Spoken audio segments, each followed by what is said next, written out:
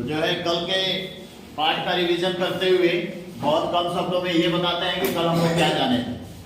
कल हम लोग जाने थे पवन की परिभाषा और साथ ही एक बहुत इंपॉर्टेंट क्वेश्चन कह सकते हैं उसको कि वायु हमारे लिए प्राणदायिनी है या प्राणनाशिनी, इस पर चर्चा की थी। तो कल के चर्चा के बाद आज आप लोगों को क्या समझ में आ रहा है कि वायु प्राणदायिनी है या प्राणनाशिनी या फिर दोनों? क्या है? दोनों है।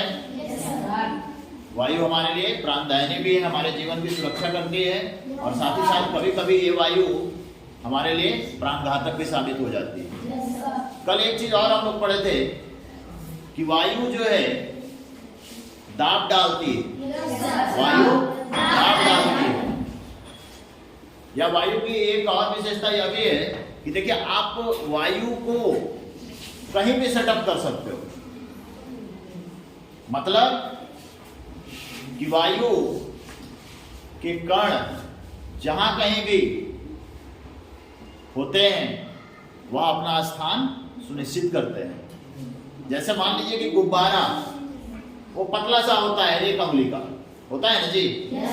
लेकिन जैसे जैसे हम लोग उसमें फूंक मारते हैं गुब्बारा फूल के बड़ा होने लगता है, होता है। उसका अर्थ क्या हुआ कि वायु जो है स्थान घेरती है। वायु स्थान घेरती है और जैसे स्थान घेरने का तात्पर्य ये हुआ कि जैसे मान लीजिए ये ऑन नहीं हुआ,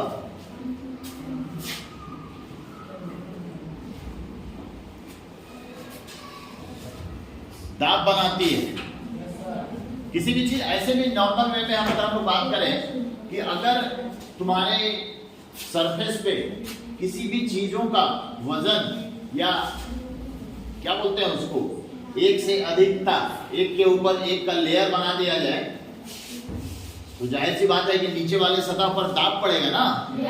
है? दाब पड़ेगा। अच्छा आप लोग बताइए कि हवा, वायु, क्या उसमें भार होता है? भार होता है वायु में। इस चीज को अगर दिखाना हो तो कैसे दिखलाएंगे?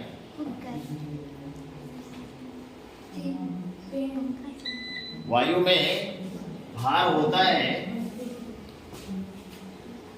चलिए वायु में भार होता है, इस चीज को दिखलाने के लिए हम क्या करेंगे? साधारण सा एक तराजू टाइप कमानी ले लेंगे, डंडी में दो रस्सी छोटे छोटे लगा लीजिए और उन दोनों ही रस्सी के सहारे बलून को आप, प्लेन बलून जो पिचका हुआ है उस बलून को लटका दिए। और कमानी हम बोल रहे हैं, इसका मतलब है कि जो डंडी है ना बिल्कुल इक्वल है, धागे भी सेम लंबाई के और उससे लटका हुआ बलून भी सेम लंबाई का, तो डंडी तो बिल्कुल इक्वल रहेगा ना। है जब वजन, लंबाई, लेंथ सब कुछ एक समान है तो कमानीदार तुला के समान जो डंडी हम लगाए हैं वो डंडी तो एक समान, एक पैरेलल रहेगा। अब देखिए करना क्या है कि एक तरफ के बलून में आप हवा भर दीजिए और ठीक उसी तरीके से अब लटका दीजिए। अगर वायु में वजन है तो अब क्या होगा? जो गुब्बारा हमने फुलाया है वो गुब्बारा नीचे आएगा और जिसमें हवा नहीं थी वो ऊपर की ओर चला जाएगा ना।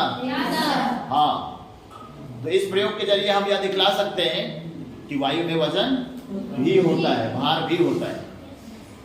आज हम लोग को पढ़ना है यहां पर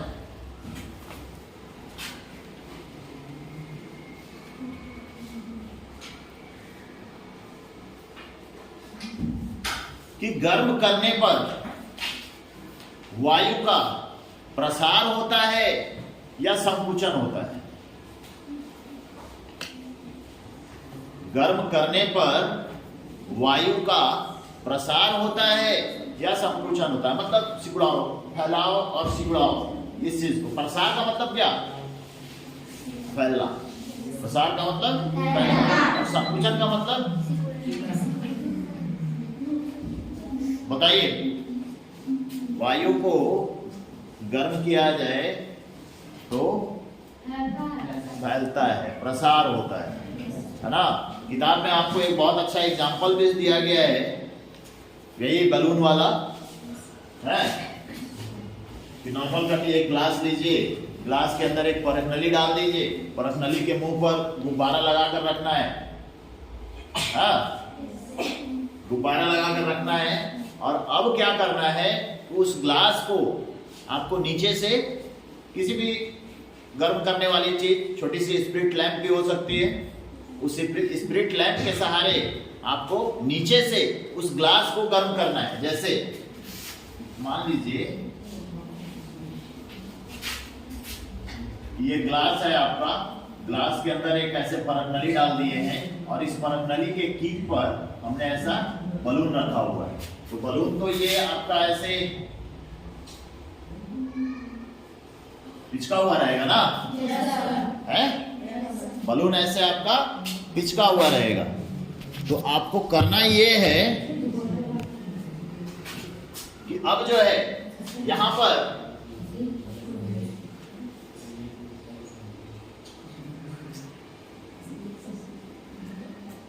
कहाँ हो गया इसको, ये परख नली है ना, और यहाँ पर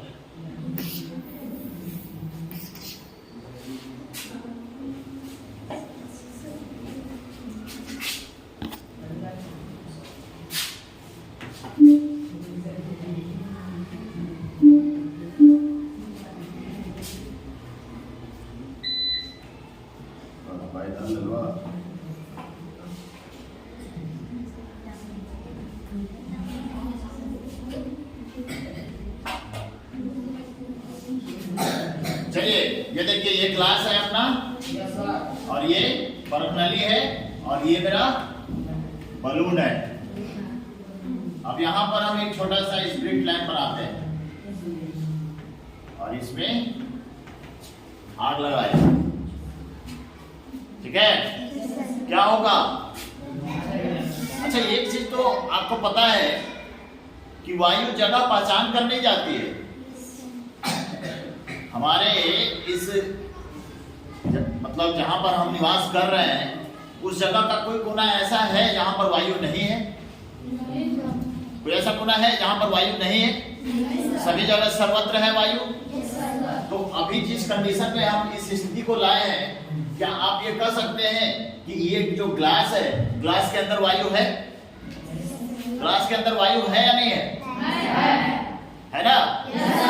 दूसरी चीज, ये जो परख नली है जिसके ऊपर हमने ये बलून फिक्स किया है, इस परख नली के अंदर वायु है या नहीं है? हम जो बात बोल रहे हैं आपको समझ में आ रहा है? ग्लास में भी वायु है, परख नली में भी वायु है। हम समझना क्या चाह रहे हैं? क्या तुम लोग को हंसी क्या छूट रहा है? अनुराग, कुछ कहना है? अगर नहीं मन लग रहा है तो सीधे से बाहर निकल जाओ, क्या दिक्कत है? हम लोग समझ ये रहे हैं कि वायु को यदि गर्म किया जाए तो उसमें प्रसार होता है।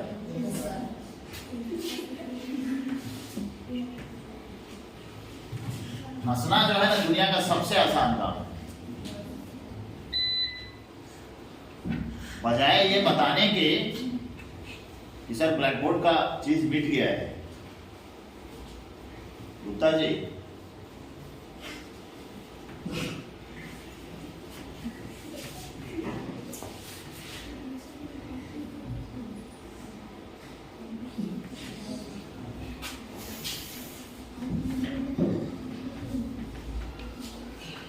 इस ग्लास के अंदर भी वायु है और इस परख नली के अंदर भी वायु है। अब हमने क्या किया, यहां से लैंप ऑन कर दिए। ग्लास गर्म होगा? जब ग्लास गर्म होगा तो ग्लास के संपर्क में यह परख नली है, परख नली भी गर्म होगी। और परख नली जब गर्म होगी तो आप परिवर्तन स्वरूप थोड़ी देर के बाद यह देखोगे कि यह जो बलून बचका हुआ था, जो बिल्कुल एकदम सट गया था, नॉर्मल सा कंडीशन में अगर इसमें बलून को हिस्सा बांध के रखे तो बलून लटक जाएगा। लेकिन जब इस बलून के अंदर हवा डालेंगे तो ये धीरे धीरे उठेगा कि नहीं उठेगा? उठेगा। तो जैसे ही ये परख नली गर्म होती है, आप यह देखोगे कि यह जो बलून गिरा हुआ था वह अब धीरे धीरे उठ रहा है। इसमें अब प्रसार होगा।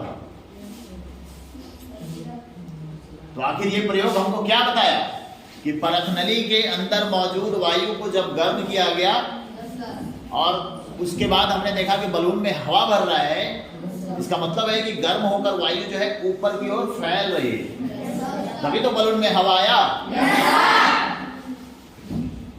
दूसरी चीज, अब हमने क्या किया कि स्प्रिट लैंप को बंद कर दिए, ठंडी होगी ग्लास भी, परत नली भी और वायु भी, और वायु भी ठंडी होगी। तो अब क्या होगा, जब गर्म वायु में प्रसार होता है तो वही वायु जब ठंडी हो जाएगी तो क्या होगा, सिकुड़ाव होगा, संकुचित होगा। अब देखिए एक और इंपॉर्टेंट चीज समझिएगा,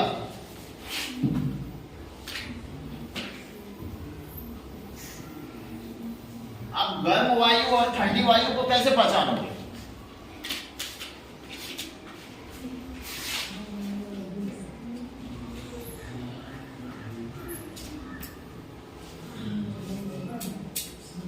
ये दो पात्र हैं, ठीक है, ये दो पात्र हैं और इसमें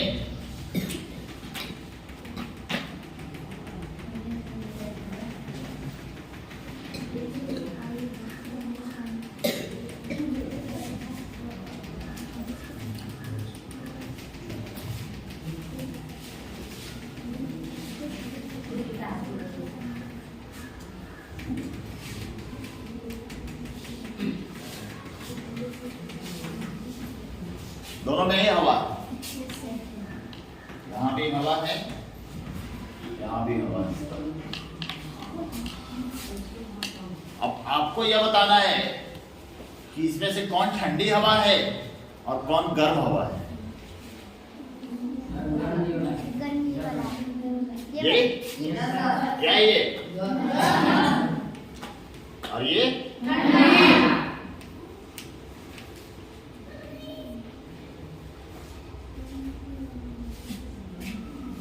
कैसे कह दिया कि ये गर्म है और ये ठंडी?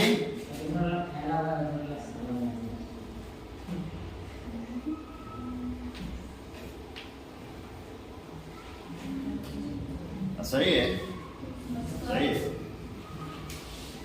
फैलाव और प्रसार, एक फैलाव और सिकुड़ाव को देखो, दिमाग तो सबके पास है, बस उसको इस्तेमाल करना सीखना है। सब लोग जान रहा है। हमारे विज्ञान क्या है, अपने दैनिक जीवन में अपने आसपास की होने वाली गतिविधि, वो सारी की सारी गतिविधियां विज्ञान से जुड़ी हुई हैं। अगर आप उस गतिविधि को देखते हो और थोड़ा सा विवेचना करते हो अपने मन में, तो आप विज्ञान से जुड़ी हुई कड़ी को बड़े आसानी से सुलझा सकते हो। हाँ, यही है। अब देखिए, ये ठंडी वायु है और ये गर्म वायु। हम क्या किए कि यहां से एक स्प्रिट लैंप फिर से ऑन कर दिए। ऑन करेंगे तो क्या होगा, वायु गर्म होगी, और गर्म होगी तो कहां जाएगी, फैलेगी। तो ये सब क्या है, ये सब वायु के कण है, वायु के ये सब कण है। तो जब इसको गर्म करेंगे तो इसमें से कुछ कण गायब हो जाएंगे कि नहीं गायब होंगे, निकलेंगे कि नहीं निकलेंगे, निकलेंगे तो फिर इस अवस्था में आ जाएगी कि नहीं आ जाएगी। ये चीज है। अगर वायु के कण सघन मात्रा में है, इसको सघन वायु भी कह सकते हैं, सघन वायु भी कह सकते हैं, और इसको विरल वायु कहेंगे। सघन का अपोजिट क्या होगा, विरल। सघन का अपोजिट विरल। अब ये बात क्लियर है कि वायु को अगर गर्म किया जाए तो क्या होगा, स्पष्ट है? yes, जोर से बोला करो।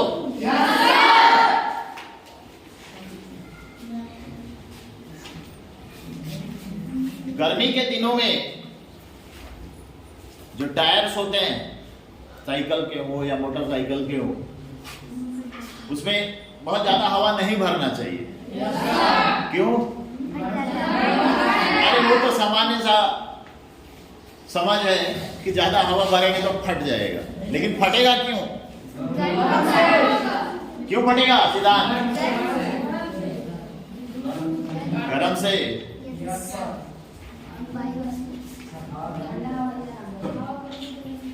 वायु, गर्म, दाब, प्रसार, इस तरीके से सोचो।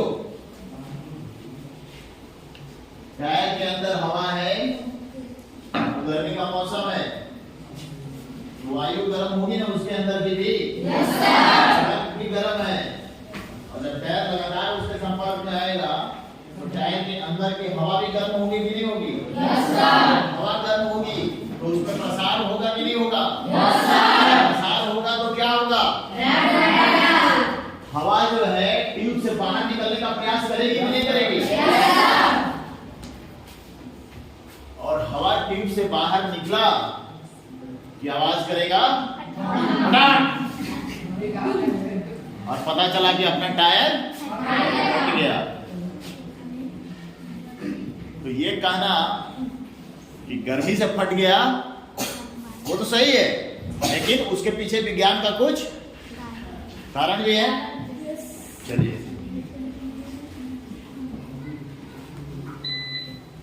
देखिए, पृथ्वी में, हमारे प्रकृति में अनेक ऐसी परिस्थितियां हैं जहां पर वायु दाब कहीं कम होता है, कहीं ज्यादा होता है। क्या अभी आपको आपकी जानकारी के लिए यह स्पष्ट कर दें कि हमारी इस पृथ्वी पर जो है ना, वायु दाब सभी जगहों पर एक समान नहीं है। सभी जगहों पर एक समान वायु दाब नहीं है। दाब कहां पर अच्छा ज्यादा होगा? सघन वायु में या विरल वायु में? सघन माने कि जहां पर वायु के कण अधिक हैं, दाब वहां पर अधिक होगा, या फिर जहां पर वायु के कण कम है वहां पर दाब अधिक होगा? भूमध्य रेखा समझते हो क्या? हाँ, पृथ्वी को दो बराबर भागों में बांटने वाली जो रेखा है उसी को तो भूमध्य रेखीय और ध्रुवीय क्षेत्र कहां पर है? ध्रुवीय क्षेत्र, जैसे पृथ्वी का नमूना अपना ग्लोब है ना जी, है? मतलब वो जो अपना पृथ्वी का नमूना है, ये मान के चलो ये ग्लोब है, और पृथ्वी की रोशनी किस हिस्से में ज्यादा नहीं जा रही? ये वाला हिस्सा, यहाँ पर ये वाला हिस्सा, ऊपर वाला को उत्तर ना, नीचे वाला ये ध्रुव है ना। और यहाँ पर चूंकि सूर्य की रोशनी स्पष्ट फिर से बंद हो जाएगा नहीं है, इसलिए वहां पर बर्फ जमी रहती है। हाँ, चलिए, तो हम लोगों ने सामाजिक विज्ञान में पढ़ा होगा तुम लोग कि जो है भूमध्य रेखा के आसपास के क्षेत्रों को सूर्य की अधिकतम ऊष्मा मिलती है। भूमध्य रेखा के आसपास के क्षेत्रों को, मतलब ये बीच का सेंटर लाइन जो है, यहाँ पर भी एक ऐसे लाइन होता है, एक ऐसे लाइन होता है ना। तो भूमध्य रेखा के आसपास का क्षेत्र यही ना है। इस क्षेत्र पर चूंकि सूर्य की रोशनी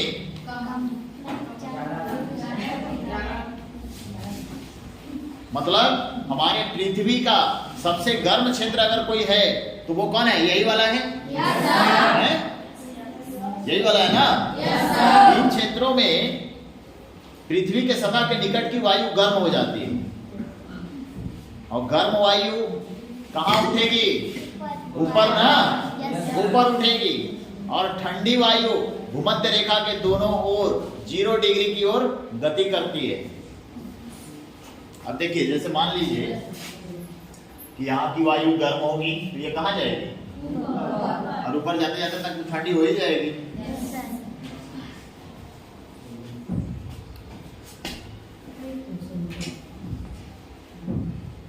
तो ये जो क्रिया हुई, भूमध्य रेखा पर वायु का गर्म होना, फिर वहां से ऊपर की ओर उठते हुए ध्रुवीय क्षेत्र की ओर प्रवाह करना। ठीक है, इस प्रकार जो उत्पन्न पवन है इसकी धाराएं उत्तर और दक्षिण से भूमध्य रेखा की ओर बढ़ती है, बहती है।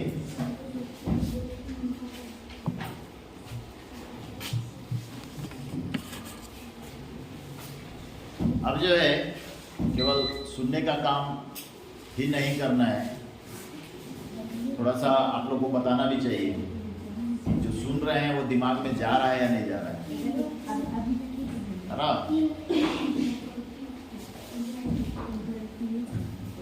तो अभी जो है अभी तक जो कुछ भी सुने उसका हम लोग फीडबैक सेशन करेंगे।